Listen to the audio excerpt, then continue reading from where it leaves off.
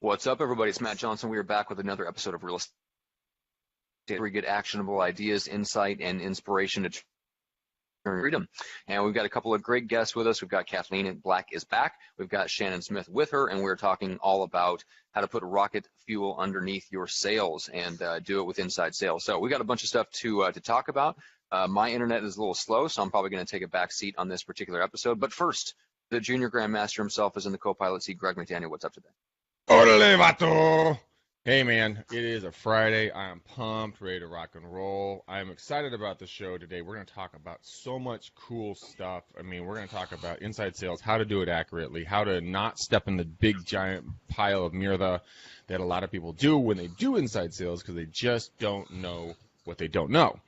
So I'm excited about it. I also get to go over and spend the weekend in the city. I'm going to a beer fest this weekend, which, as we all know, I don't like beer at all, so I'll have to suffer through it, Matt. Maybe if it was a coffee fest like you like to go to, maybe I could enjoy it more, but I don't know. He's giving me the weirdest look on planet Earth. Anyways, guys, hey, welcome. First of all, every day is a coffee fest. And yeah, at Starbucks they should name a chair after you at Starbucks, like the Johnson chair, because you have a permanent butt indent right there because you're always sitting at Starbucks. Only at the good ones. Exactly. Only with views of the beaches, right? Okay, guys. Kathleen and Shannon, welcome to the show, guys. Shannon, introduce yourself. You're their first time here, so tell us a little bit about you, and then we'll get to Kathleen, who's been here with us before. So, Shannon, tell us a little bit about you. Hey, everyone. So I've been working with Kathleen over the last decade, and what I'm really known for is my inside sales background. So through the systems that we created in the company here, I was able to create the largest inside sales department in all of Canada, where we were producing over 200 deals per year, straight out purely from online leads only. We didn't have anything else coming into the department, and it was an incredible success. And luckily, I think it was last year, one of the coaching company or clients rather that we were training with this company surpassed that per year, and so we just have incredible success with inside sales and how to do it properly. That's awesome. Now, Kathleen, tell me a little bit about you so the viewers that watched us before, they can remember your last interview and kind of a little bit about you. Yeah, so same thing. Well, over a decade now, full-time, working with awesome people who like building teams. So I'm really lucky. I get to work with people who like to push the envelope, see what's possible and how quickly they can. And people really want to get aligned to live their best lives. And I find teams are great environments to really live our best life. And that's what I'm all about. This business is to leverage to be able to, contribute and help people as much as possible and be as efficient as possible when we do it. So we have a lot of fun, and inside sales is one of the areas that we really like to support big teams because it gives them massive edge, really. It really does. It honestly really does. Now, when you guys got into this business 10 years ago, was it your goal to create a company that would be handling teams doing 300 to 500 deals and more, or did you want to start off and just solve the initial problem of how in the heck do we get inside sales to work for the average agent? And what was that process look like? Or as you guys would say in Canada, you don't say the process, you say process. I think process. Maybe. Tell us the process, how this kind of built into what it is today. Yeah, I think, Shannon was actually, working in inside sales for years. So she has hands-on experience, and we'll probably get around to that later. But no, the initial vision was to help people who are very entrepreneurial, people wanted to scale, wanted to leverage, they wanted to be able to accumulate more wealth, more ability to have, how do I say it differently? People wanted to have more reserves to deliver a better client experience and be able to not make it just all about themselves. Like really, it was team first. So we didn't start out just helping individual agents with inside sales because we see it as an evolution. So we help individual agents become stronger with their sales systems, with their sales techniques, so that they can produce more. And eventually, by the time they keep producing more, the byproduct is they need to leverage, they need to scale, and they want to do it with increasing their client experience, not diminishing it. So we see it that you evolve up into inside sales. And actually, one of the things we might talk about today is it's a big mistake to bring in inside outside sales in too soon, typically. So it's more geared, unless you're using like what is the word I want to say? You're contracting an outside service. Unless you're doing that, it's really geared for existing teams. So Shannon, with you being boots on ground, and you're being able to see it from a caller doing the day-to-day and now on the management and so on and so forth, what are the insights that you've been able to bring to the actual clients that you're talking to, saying, hey, look, I've been boots on ground. I know what the process is. I know what's going on. This is where people are kind of messing up. What's one of maybe, and I'd like to hear from both of you, but Shannon, number one from you, since you've been in the ground on boots on ground so much, what's the number one problem that people face, both in hiring and inside sales, and once you get them, keeping them and making them effective? So the number one thing is, I think the common misperception, and I think we were talking about it earlier, was just simply that you can pretty much just hire anybody for the position. And the reality is, if I can go back for a second, the reason why we created this position, and this just goes back to the importance of the personality, is because we realize that outside sales agents' forte is to actually meet people face to face and turn the deals. If they get an online lead that comes in who says, yeah, I'm ready today, they're all over it. But if they get an online lead that says, hey, I'm not actually ready for probably a year or so, the chances that they're ever going to follow up with them is slim to none, which means that's money the company's invested that's now being dropped, right? So we implemented an inside sales department to try to capture all those leads and nurture them along until they're ready to turn the deal. So where it goes back to what you're asking is, we want to make sure that we do a lengthy recruiting process so that you get somebody who, even though it's a lengthy process, sticks through it, does everything they can to get this job, and is a specific personality type that is willing to dial 200 to 300 dials per day. And that is a hard personality. And not only that, they have to be able to have the personality to connect with people, to build relationships quickly, build rapport, because this is people's biggest investment.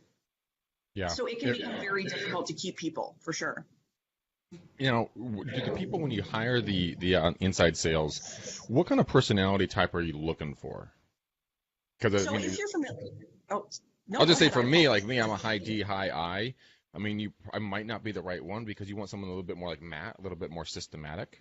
I'm like all over the place with my pants on fire, and Matt's like, no, stupid, get back here. We got to do this right.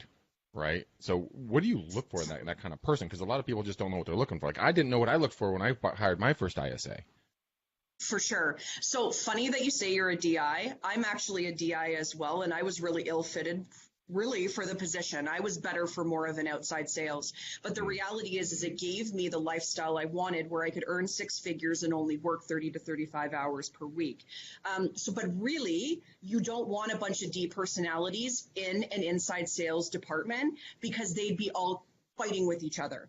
Really what you want is an IS personality. I gives you the ability to build that rapport and get that comfort, but S makes them follow the system, and the system's so good that it brings you to a natural close, and that's the ideal personality.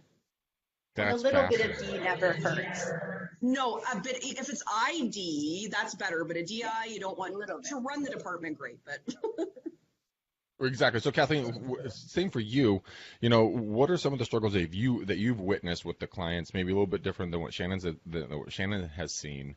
That people can kind of have their eyes opened up to when they're building their team. They're going from that single agent to their first assistant. It might be a virtual assistant, it might be an ISA, it might be inside sales, it might be something. But what would be a struggle, and what would you recommend? Would it be inside sales? Would it be outside sales? Would it be a personal assistant? Would it be all three wrapped into one person? We work in levels, because I think it's really important to, for people to see it visually and know where they're going. Like, my head thinks it's like DNA, right? It's like, okay, this, and then you go this, and then you go this. So I need to see the strategy. But typically for us, we see an unlicensed assistant as being your best first hire for multiple different reasons. One, because it's going to challenge you to actually slow down and get systematic in your business and be able to communicate all of the steps in the process. So it's going to challenge me for, hey, what is licensed, what's unlicensed? It's going to expand my mind into what is actually scalable, because I find often as agents on our own, we think we are everything and we have to do everything. And the minute you start to actually document it, get a process, hand it off, it just lays the foundation to go, wait, like this past year, I stopped coaching. Like I never thought I'd run a coaching company and not coach, but it started when I started to have the ability to have somebody else do other parts of the business and then be able to train other people. It's all the same mindset, right? So we want to set that mindset that you can duplicate, you can process. So for us, bringing in inside sales actually at our team level 6.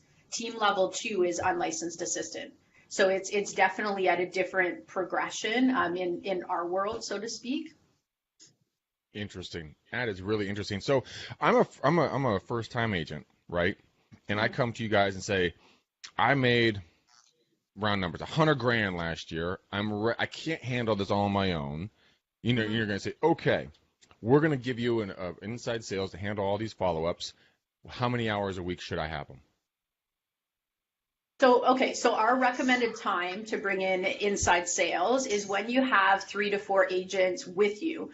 When you have 3 agents who are actually up, who are strong, who are selling, that's the ideal time because they know the work it takes to actually call those leads consistently over a long period of time. They know that like an inside sales could spend 12, 18, 24 months talking to somebody to book an appointment. And you know, if an agent doesn't understand that, they can show up and be like, oh, I'm super busy Saturday. I'm just going to call them and try to rebook. And then what happens? Of course, the person gets dropped off, they cancel, they no-show, whatever happens, our chain of commitment is broken. And now the inside sales going, are you kidding me? Like I've just called this person for 2 years.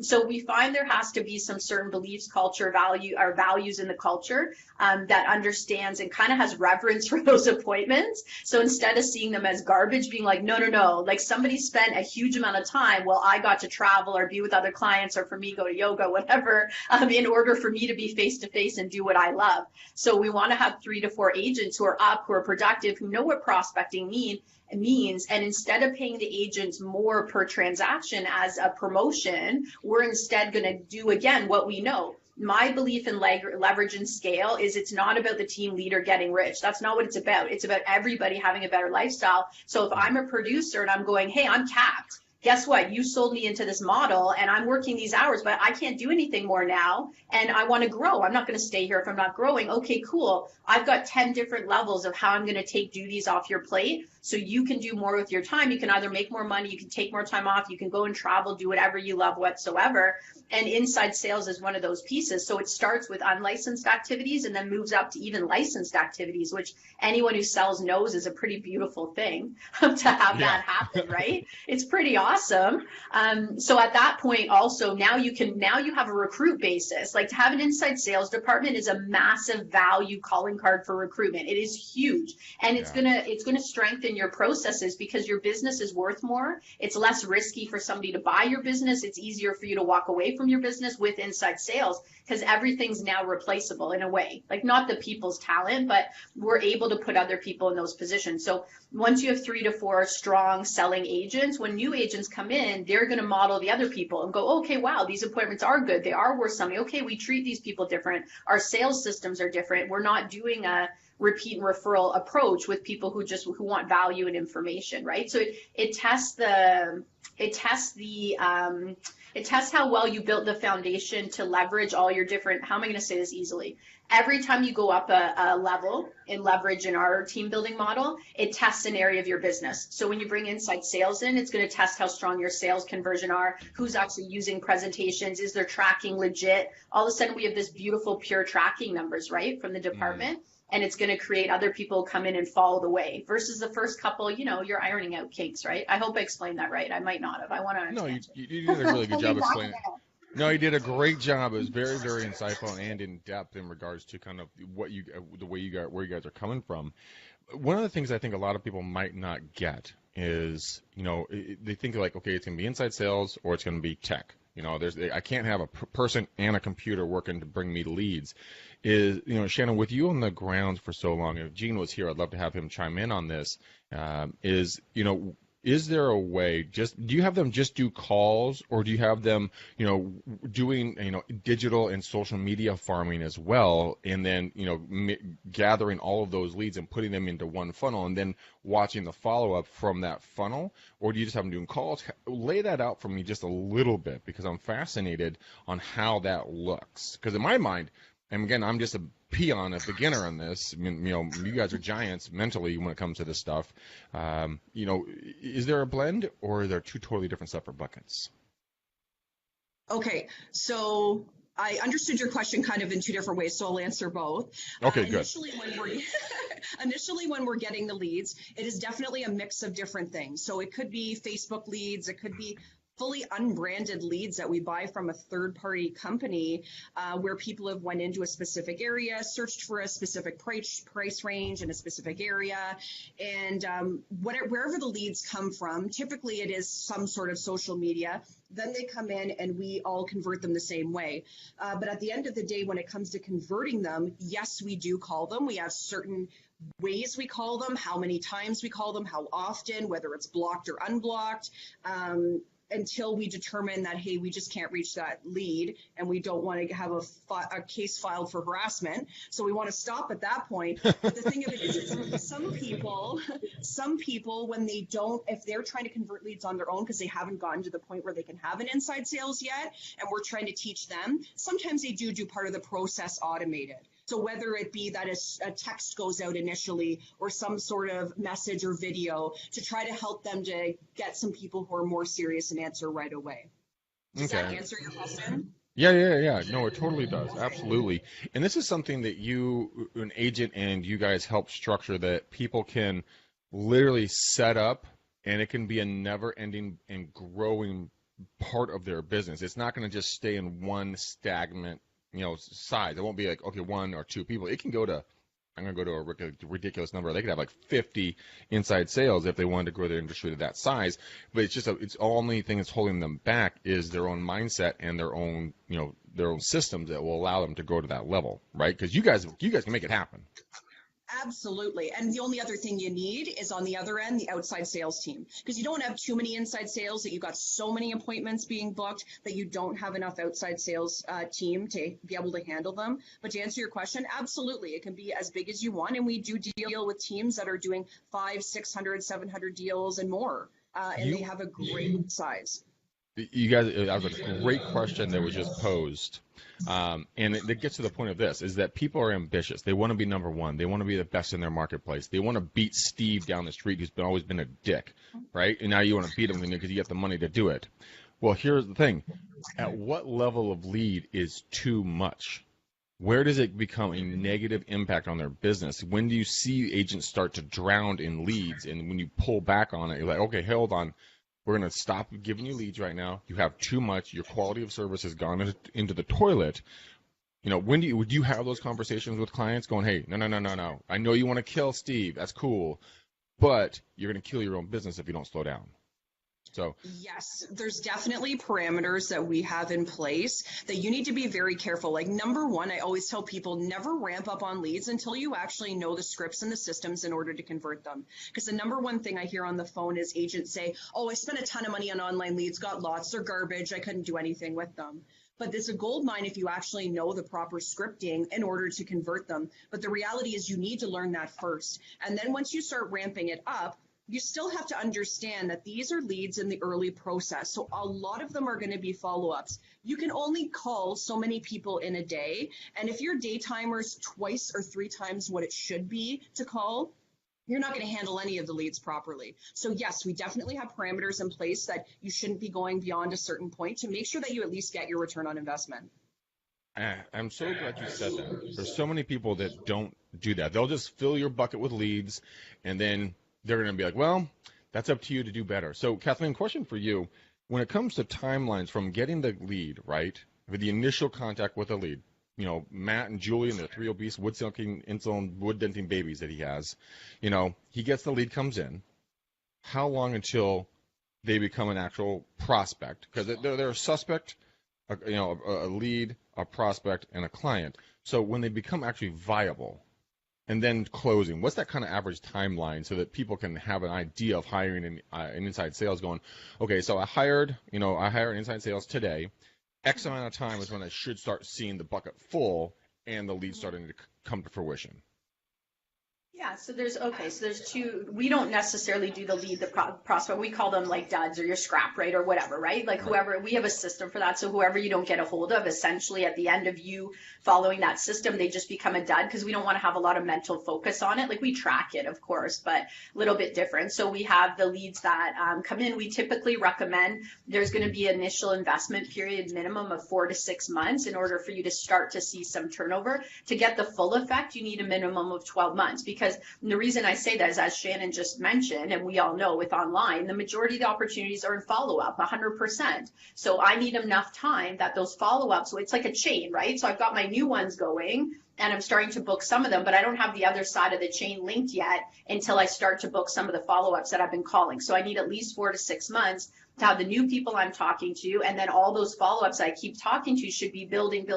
So I always know it's a warning sign when people are like, well, I don't have enough people to call. I'm like, wait a minute, you've been on the phones 3 months now. You should be requiring less new leads because your follow-up should now be coming into your dialing list. They should be filling some of that. So I always know there's a systematic problem, and sometimes they aren't setting their follow-up plans. They don't have to work them properly. Sometimes we've missed stuff. I've had teams where literally they weren't setting their follow-up plan. I'm going, you have no idea. Like the bulk of your gold is all there. You're going to have to go back through every single lead, check the notes, and go back because they're so focused on the now appointment, and that's not where the majority of the money is. So it's an issue. So yeah, no, it's not. No. I was just kind of interjecting and agreeing with you on that one.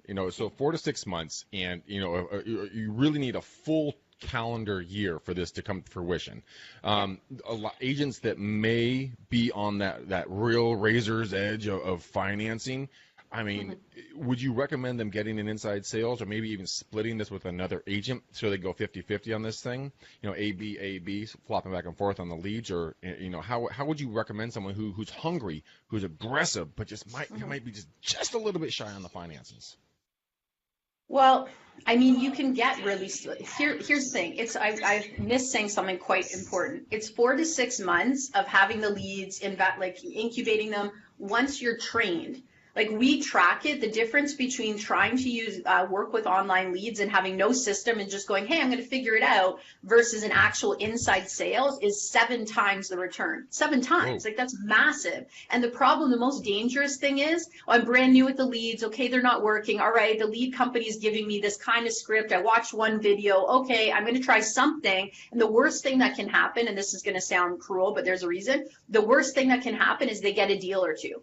Because they get a deal or two and they're like, well, I paid this for the online leads. I got a return. I guess it's worthwhile. And they have no idea how much money is going out the window because they're discrediting the training and the conversion system for the marketing opportunity. And it's a huge issue, right? It's the same thing as, hey, you know what? I'm going to have this system that just texts and emails and I never have to pick up the phone again. Why? Because I don't want to and I'm an agent. So I'm going to buy into that and I get this small taste of success and I just throw everything else out the window. So I'd say if you're hungry for it, like invest in learning the conversion system first, and then you're going to have to do what all of us do, put a bit of money, invest it, take a big risk, burn your bridge and go, I've got to make this work. And when you have to make it work, you'll build on it and wait until you get a return and then invest a little bit more. Like, I invest heavily back into my business. I could take all that income, but you know what? In 4 years, when I could take a lot more income, hey, like that's a better prospect to me. So sometimes you got to kind of pinch in other areas to take a risk in your business. Like, because if you partner with somebody else, there can be issues with that. Like we try to go client first, and there's always the issue of who got the appointment and who should it be. And it plays out kind of in interesting ways. Yeah, it does. It absolutely does. And I think that you're right on that. When it comes to betting on someone, I would always bet on yourself because that's the one person you can ultimately completely control. I actually just did it recently myself. I bought into an investment company, and it was not a small amount of money. Let's put it that way. But the reason why I bought into it is because what I'm going to have to do is do what I always do, right? I know that I can do what I do. And I think that anyone who's looking to better themselves and get to a better, higher level in real estate, they need to, number one, look at themselves and say, where do I want to go? As weird as that sounds, set up a freaking game plan. How strange. Yeah. Then they talk to people like yourselves and say, okay, who is the best at their game? that I need to plan on to talk to when I get to X, Y level, right? Mm-hmm. And then they reach out to you guys ahead of time. Do you ever do forecasting with clients? You know, Shannon, do you look at someone and say, all right, Matt is not a good fit for inside sales, or Matt is a phenomenal fit for inside sales and we'll recommend this plan for him, so then he or the agent can then budget down the road and be like, okay, I'll take 10% of every one of my deals and squirrel it away until I got my nest egg where I can start my inside sales for the 4 to 6 months, and I guarantee you on my track record, I can then fulfill my next 12 months on growing my business. So do you guys work with clients like that?